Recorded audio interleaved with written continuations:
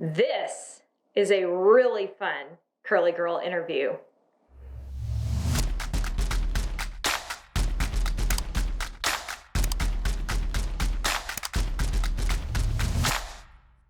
Hey there guys, welcome back to my channel. We have been having so much fun lately talking to a bunch of different curly girls, getting to pick their brain. There's something fun about getting new perspectives on caring for wavy curly hair. Everyone's hair is a little bit different, and more perspectives can be so useful and helpful and all the things. Today, we are talking to the lovely Cassandra. Everything's coming up wavy. And yes, she has a delightful accent. This is fun. All right, let's get into the interview. Hey there, Cassandra. How are you? So good. How are you? Good. Your accent just makes me so happy. First off, tell everyone where you're from. I'm from Australia, in Queensland. Nice. I love that. I don't think I have a really strong accent being from Texas, but I want to hear your opinion on that because you don't think you have an accent until you talk to someone I feel else. like I have a non-accent. Yeah. I just feel like I sound normal and boring compared to everyone. You 100% have an accent. Like 100%. You're kidding. No, you were saying Aldi the other day and you were oldie. I was like, what's oldie? Oh, Aldi? I love that. Oh my goodness. I started, this is not on topic, but I started going down the YouTube rabbit hole. There's a guy who does all these different dialects from all over the world. And he talks about how changing vowels will change where it sounds like you're from. And I think this will be a great comparison of two completely different accents. So now let's get back on topic. Can you describe your hair type? Okay, so my hair type is normal porosity. It's not high, it's not low, it's kind of like smack bang in the middle. It is medium density and fine. So I have A my lot strands of itself. fine hairs. Yes. And it is a whole big mix of 2A to 2C. We are everywhere. That is lovely. What got you interested in choosing to start wearing your hair wavy curly wavy? I was actually on a YouTube rabbit hole. And I was obsessed with watching people care for their like textured hair. I just loved it. I thought it was so interesting. I was like, oh, I really wish I had hair like that. I'd love to, It's whatever. so satisfying. Yeah. It was just I would always say it's not straight, but it's not curly. It was just frizzy and bendy. That was Like it. odd bends in it in random places. Just weird flicks randomly. It was just a mess. And so I'd watch these and I think, oh, so jealous. I love how you can go from that to that. And then as I got down the rabbit hole, these curly girl before and after started popping up. And I was like, there before looks like me. Could I? And I love that. I went on a big binge. I started heavily researching the curly girl method because that was most of the videos that were popping up. I joined Facebook groups. I did literal months of research because if I go in, I go all in. You're my people. I did that. Yeah. I go properly or I don't do it. Like I'm just like all or nothing. And then I did a trial run wash day before I bought all the products. I watched a styling routine video and went, I've got a gel somewhere in my cupboard, I'm sure. Yeah. And so I just used my normal stuff and I did the squish to condish and I scrunched the products in and I did not have a diffuser or anything like that. So that just air dried. And I had just a couple of little spots and I was like, hold on. So then that was it. Went out and bought the stuff and didn't look back. I love that. When was that? October 2018. That's really cool. I didn't realize we had been doing this a similar period of time. Yeah. That's really neat. How did you style your hair before you started squishing to conditioning and putting in the gel and all the things? Well, if I let my hair naturally air dry, because I had fully bleached blonde balayage hair, and had for quite a while. So when I air dried my hair, it was just a ball of frizz. Like, I affectionately called it Hagrid hair. That's how my hair would Yeah. naturally dry. Yeah. So if I didn't want to look like Hagrid, I either slipped it back in a ballerina bun and twisted it while it was wet Okay. and let it dry like that, or I was heat styling. I was straightening, or I was curling it with a curling iron. Those were my Those were default your go-tos. go-tos. Yeah. So your hair doesn't have any bleach in it now. What made you decide to stop bleaching? I decided that, I mean, first of all, I'm a massive rule follower. So when I started the curly girl method, it was no coloring and no this and no that. And I was like, oh, okay. So that was one influence. But second was, I wanted to see what my hair could do on its own without being affected by color or bleach. I wanted to see its potential. And then as I progressed to that, it was if I don't like it, then I can color it and bleach it again. Absolutely. It's not going anywhere. But I hadn't actually seen my natural hair color since I was 16. So I also just wanted to see what it was like now. Like, I just wanted to see if it had changed, what it did all by itself, and that was my motivation. I remember being really surprised at how many different tones were in my natural hair color. I always thought I had ugly, dirty dishwater blonde hair, like the absolute worst hair color you never wanted to have, that you had to do something to in order for it to look good. That was my perception. Did you notice something similar? Yeah, I had really dull, mousy brown hair. And I feel like having the different colors in it made it look like, compared to the blonde, when my roots would grow in, it made it look lighter than it actually is. And I do also think I had 2 kids. So I think my hair has progressively gotten a little bit darker with my pregnancy. So it's changed as well. Yeah. But I was surprised at, I mean, I Yep. have dark hair, but I It's have, like the richest brown ever. It's so beautiful. I used to color it this color because it didn't used to be this color. And Wow. now, yeah, so now I'm like, okay, we're fine. We're good. I'm fine. I mean, that's a lot of money saved, I guess. I will take it to now spend on curly hair products. So. I was about to say.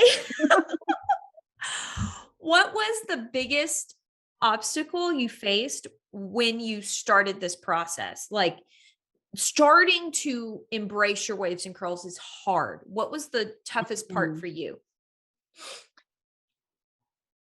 Oh, it was comparing. I would compare my journeys, my wash day, my timeline to someone else's.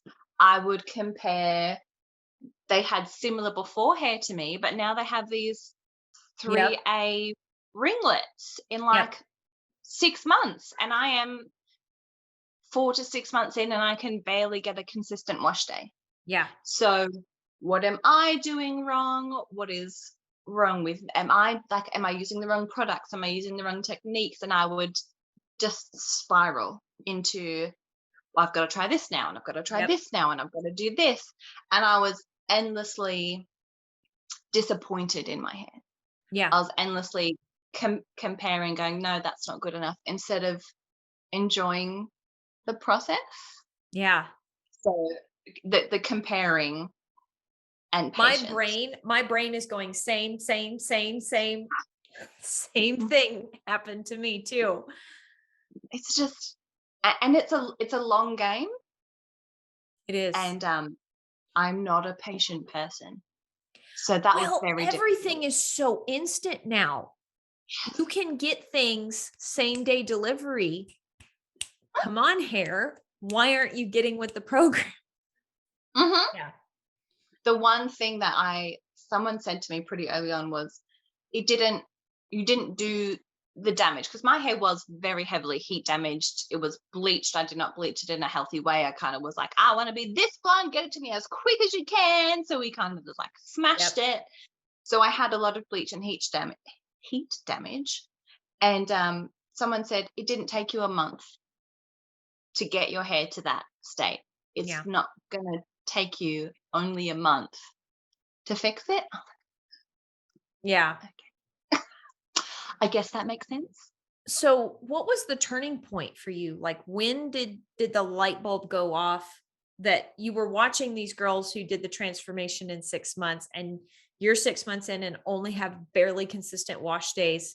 What was the big turning point for you where you finally figured out what worked for you in your hair? Oh, my hair. I think I feel like my hair was like an ever evolving process, because I Mhm. started with literally 2 months ago fresh balayage. So we were like roots down blonde. Super, super And fresh. then Yeah. yes. And then I feel like over the next 18-ish months, as it grew out, I had blonde with very different needs to my natural hair needs. Yeah. So I felt like everyone says, oh, 6 months of my transition was done. I feel like because I was growing out that blonde, I feel like my transition lasted a lot longer, because we were ever evolving. There was less and less blonde. There was this, and they had such entirely different needs. Um, but I'd probably say, oh, my turning point. I found other people on Instagram um, that had had extended transitions like me, Yeah.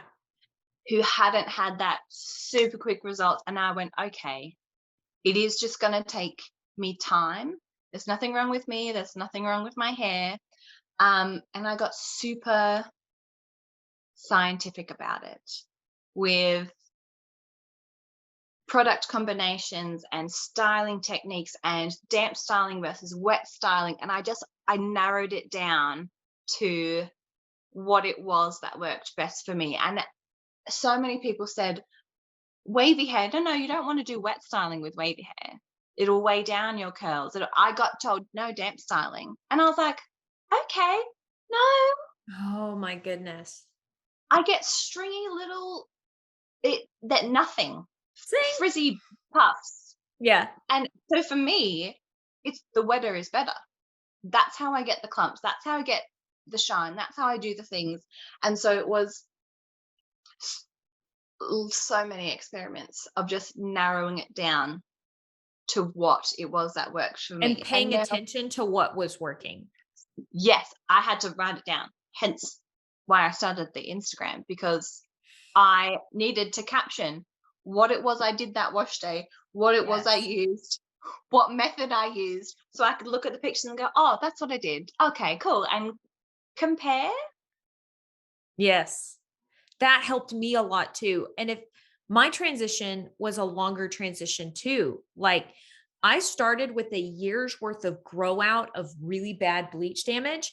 And I went, I know how to do this. I know how to shortcut this process. I chopped off all the bleach damage and did a bob. And I thought, boom, I'm going to win. My transition is going to take 2 months and I'll be done. 8 months in, that is when I kind of sort of barely start getting consistent wash days. Like my hair might look similar from week to week a little bit. Mhm. Then finally, a year in, I kind of had it down to what worked for me and what didn't. And it took that long to figure out the waves because at least in my experience, the margin for error with wavy hair is very small. You make a little mistake and it makes a big difference in the overall outcome of the hair. Huge. You've noticed that too? Oh, huge. I feel like the tighter textures have so much more leeway. They have so much more leeway with if they use a little bit less water, if they use a little bit more water, if they use a Yeah. little bit more product, a little bit less product. So they kind of get They rake it this. in, rake it in, rake it in. Oh, that curl clump didn't turn out right. Let me brush style it a little bit. Yeah, that doesn't work. I can't brush style. I've tried. I actually want to try it again. I haven't tried in about a year and a half and it was awful. But I just like to go back and with sometimes it's just a reaffirming that no, we're doing the right thing. That is not it. Right? It is fun to play around with different techniques and see what works. Have you noticed too that while the margin for error is still small, it's gotten a little wider, like your hair has Yeah, gotten a little bit more tolerant of you trying different products and different techniques? 100%. I tried damp styling for the first time. Probably about a year ago now. So I'm solid 2 years in and it hadn't worked. It was awful, it was awful, it was awful. Tried it again 2 years in and I was like, oh, hello. It worked. It's not my Yes. favorite. It's not my favorite results, but it worked. And so It I was like, works in a okay, pinch. Yeah. yes. When I need a super fast dry time, when I need to do something like that, I can do that. And so I was like, All righty. That is so cool. I did not realize our hair was that similar. Like right? I'm seeing a lot of similarities. Mm, So what do you do when you travel now? Because you've been doing this long enough that before all the mm. craziness that has hit this planet happened, there was traveling probably occurring. So what did it look? Yeah, I know. What what did it look like when you went from traveling with your straight hair routine to traveling Mm. with your curly hair routine? Ooh, traveling with my straight routine, I would usually wash and style it before we left. So if we were going away, I would always heat style it. So straighten or curl it. I style it before we go. And then I would bring the straightener or the curler, whichever one I had to touch up while we were away. Um, but I would need to bring shampoo or products because the hotel had those and I just use those if we needed to. I Gotcha. just use Okay. those little samples. So literally the only thing I would bring is some bobby pins and things to put it up Yep. and my straightener or curler. That's it. Now I haven't I haven't been away for an extended period of time. So I've only done like a few nights. So if I'm only going for like a weekend and I know my hair's not going to get wet and I'm not going to need to completely rewash it, I will bring Tralex Reflex serum. That is Good stuff. I can whack it on to dry refresh it. I can do a damp refresh with it if it's like it's just my kind of, I can fix it, whatever it is with that. So that's my refresh product. Um, I'm really too lazy to bring my dryer or diffuser. I figure it'll be fine enough. Yeah. Like I just kind of whack that on there. I will bring my silk pillowcase. That's kind of a non. It's a non-negotiable for me too. Yeah, Like there's something yeah, comfortable now about sleeping on it. yeah. I'll still bring a bonnet or a buff or something like that, but I genuinely just like sleeping on my silk pillowcase now as well. So are you a silk pillowcase plus bonnet person? Silk pillowcase plus buff person? If I am really wanting to protect it, like I don't want to have to refresh it, then yes. If I don't care about refreshing, it's just a silk pillowcase and it is what it is. And it's wild and Um, free. yes. Okay. But if I want to avoid refreshing if I can, I will silk and bonnet or silk and buff. I could never get a buff or a bonnet to work for me. I tried. The only bonnet that I truly love is it's a tie back one. I can't stand the elastic around my head. That It might just make the biggest difference. Okay. it's my absolute favorite. Might Yeah. jump on the internet and check on that after we're done. I have it's the Lily Silk ones that I've tried. They're my favorite. They have enough space, so even when my hair was super long, they have enough space for all of it, but it's not too big, and you can tie. So that's mine.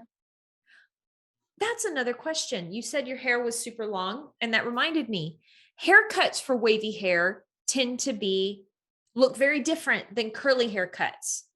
So what do you do to maintain the shape of your hair? So initially, when I started, my blonde hair was super, super long, and I did something similar to you. I went, sure, let's just Whack it. no. My hair needs length to finish its pattern. Yep. So the shorter it is, the straighter it is. I tried 2 curly cuts when I first started. Wasn't a fan. To be fair, I was still very strongly in transition. Yeah. So I kind of want to give it one more go. But for now, I just get regular wet cuts. I just get a regular cut. I don't get any thinning or texturizing or anything like that. I tried a blunt cut, like a full blunt cut. Like all one length. No, where it was still layered, but it wasn't point cut. So all the layers were blunt. Got it. And it was good, but it was quite piecey. Like it didn't blend very well. The layers didn't blend very well. So we tried the next time to do just like the tiniest ½ centimeter of the bottom, just point cutting those layers. And it has blended so much better, so well. I feel like that is the benefit of wavy hair, that we are a lot more flexible and cut, curly cut, wet cut, dry cut. We may not have flexibility in what works styling wise, but we have flexibility with what works with the haircut. It's a lot more forgiving. Yeah. So I just get a wet cut with layers. I'm not very exciting. That is what I did for the longest time, and it worked so well. And I even went a step further and nearly got #canceled on the internet because I got serious texture. I'm kidding, I'm teasing, but I get crazy amounts of texture cut in. When I was getting a wet cut, I would get all the texture. I was like, pull out those texturizing shears and don't stop. Just keep going until I'm nearly bald. And it worked. It worked. So it's just weird how not everything works for every person. Yeah. What is the biggest piece of advice that you would give someone who has just started looking into this curly girl rabbit hole, who just heard of, oh, wait, I can wash my hair with conditioner and slap some gel in? What do you tell these newbies? I tell them to just start.